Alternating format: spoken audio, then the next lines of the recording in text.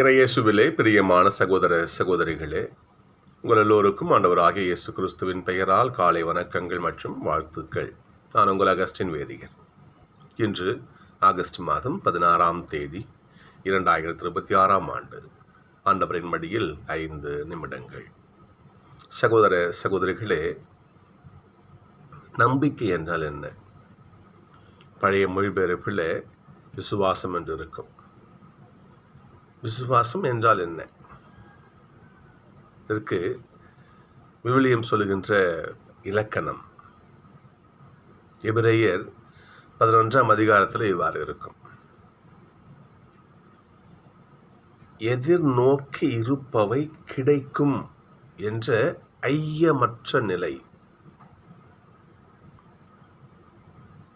நான் நினைச்சிருக்கிறேன், அது கண்டிப்பாக கிடைக்கும், அதில் மயிரிழை கூட சந்தேகம் கிடையாது என்ற ஒரு நிலைதான் நம்பிக்கை. நான் நினைச்சிருக்கிறது நடக்கும், நான் நினைச்சது உண்மைதான், சத்தியம்தான் என்ற ஒரு நிலை, அதான் நம்பிக்கைன்னு அர்த்தம்.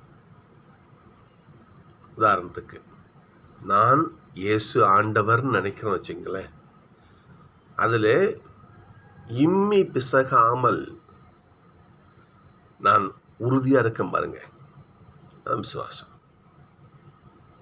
இம்மி பிசகாமல் நான் நினைத்தது உண்மைதான், நடக்கும், அவர்தான். இந்த நிலைதான் நம்பிக்கை. இந்த நிலை எங்கு இருக்கிறதோ அவர்களை ஆண்டவர் பாராட்டம் விட்டது கிடையாது, பாராட்டுவார் ஆண்டவர்.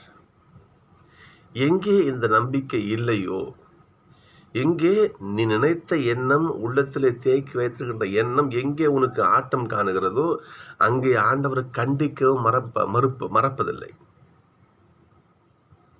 உதாரணம் சொல்றேன் பாருங்க. பேதுரு அந்த ஏசப்பா கடல்ல புயலை அடைக்கிற டைம் என்ன தெரியுங்களா? கடல் நடந்து வருவார். நடந்து வரும்போது என்ன பண்ணுவாரு பேதுரு? ஏசப்பா நம்ப மாட்டாரு. ஏசப்பா சொல்லுவார், நான் தான் சொல்லுவார், நம்ப மாட்டாரு. நீர்தான் என்றால் நானும் தண்ணில் நடந்து வரது கட்டளையிடுன்னு சொல்லுவார். சரி வான்னு ஏசப்பா கூப்பிடுவாரு. நடந்து 2 அடி வைப்பாரு. அவருடைய விசுவாசம் ஆட்டம் கண்டு விடும். தண்ணியில் மூழ்க ஆரம்பிப்பார் பேதுரு. அப்ப ஏசப்பாடைய வார்த்தை, நம்பிக்கை குன்றியவனே. எங்கே நம்பிக்கை இல்லையோ அங்கே ஆண்டவர் கண்டிக்கிறார். எங்கே நம்பிக்கை பெருக்கெடுத்து ஓடுகிறதோ அங்கே ஆண்டவர் அவர்களை பெருமைப்படுத்துகிறார். உதாரணத்துக்கு, அரசு அலுவலன்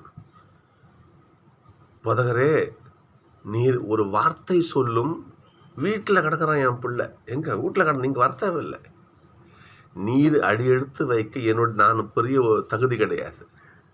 நீ ஒரு வார்த்தை சொல்லும், என்னுடைய மகன் வீட்டில் அவன் குணமாகும். நம்பிக்கையை பாருங்க,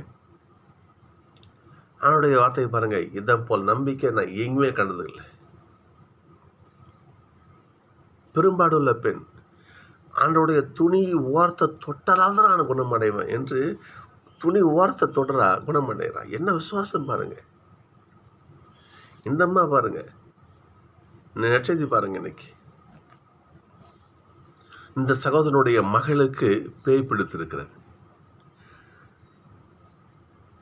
பின்னாடி கத்திக்கிட்டே வராரு. நல்லா வச்சுட்டோம். ஒருத்தன் ரோட்டில் கத்துனா அது அசிங்கம், அவமானமாக எடுப்போம் நம்ம. இப்போ சொல்கிறோம் பற்றி, இப்போ பப்பிங்க கவனிங்களேன். ஏன்னா ஒருத்தன் ரோட்டில் சத்தம் போட்டுட்டே போகணுமே, நம்ம ஏமா கத்துற, அமைதியாருன்னு சொல்லுவோம். அப்படி கத்துவதில் என்பது ஒரு இழிவான செயல். அந்த இழிவை கூட இந்த அம்மா ஏற்றுக்கிறாங்க. பின்னாடி கத்திக்கிட்டே வராங்க. சீடர்கள் சொல்கிறாங்க, ஆண்டவரே பொண்ணு கத்திக்கிட்டே வருது, அதை சொல்லி அனுப்பிச்சி விடுங்க. அந்த அம்மா ஓடி வர்றாங்க. ஐயா போதகரே, ஆண்டவரே, தாவீதின் மகனே, என்னுடைய மகளுக்கு பேய் பிடித்திருக்கிறது, வந்தாவில் காபந்து சொன்னாங்க.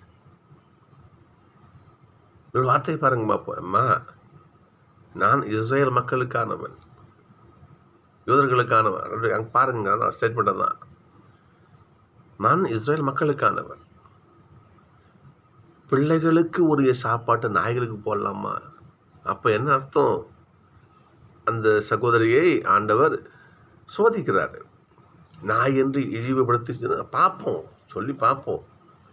உன் நம்பிக்கையை கத்திக்கிட்டே வரல, உன் விசுவாசம் ஆட்டம் காணதான்னு பார்ப்போம் என்று என்ன பண்ணுறாரு ஆண்டவர் பார்க்குறாரு.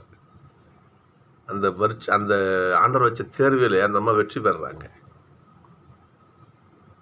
இப்படி ஒரு இழிவுபடுத்தியும் ஆண்டவர் இப்படி சோதனை செய்தும் அந்த அம்மா விலகி ஓடல. எங்களையே போய் நாயின்னு சொல்லிட்டீங்களா?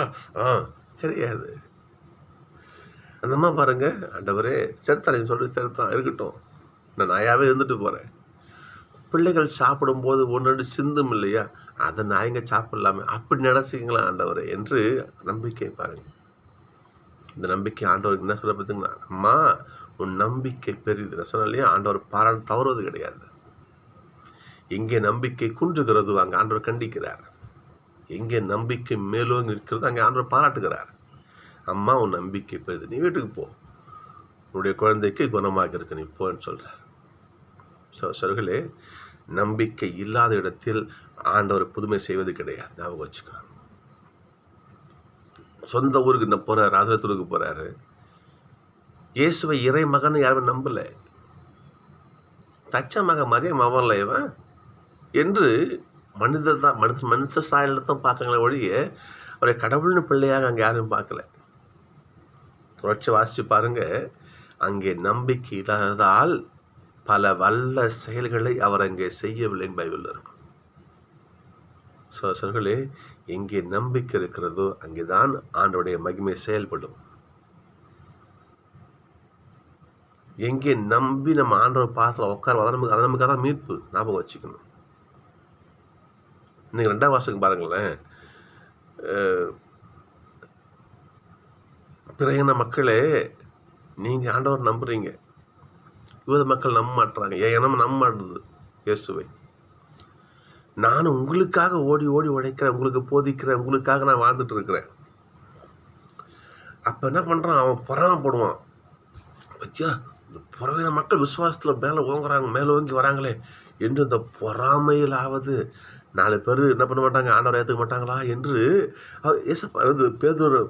மன்னிக்கணும், பவுல் நம்புறாரு பாருங்க. நான் உங்கள் கூட இருக்கிறேன், நான் உங்களுக்காக உங்கள் கூட இருக்கிற இந்த செயலை பார்த்து பொறாமைப்பட்டாவது நான்கு யூதர்கள் மனசு மாதிரி வரமாட்டாங்களா என்று பேதுரு இயங்குகிறார். மன்னிக்க பாருங்க, பேதுரு பவுல் இயங்குகிறார். இங்கே ஏன் சொல்றேன்னா, ஒருவன் நம்பிக்கை கொள்ள எப்படி இப்படிப்பட்ட காரியங்கள்லாம் ஆண்டவர் செய்கிறார் பாருங்க. சொல்களே, ஆண்டவரை நம்புவோம். இந்த புறவின பெண் போல ஆண்டவரை நம்பினால் அங்கே அவருடைய வல்லமை செயல்படும். நம்மிடத்திலே கடவுளுடைய வல்லமை செயல்படணுமா?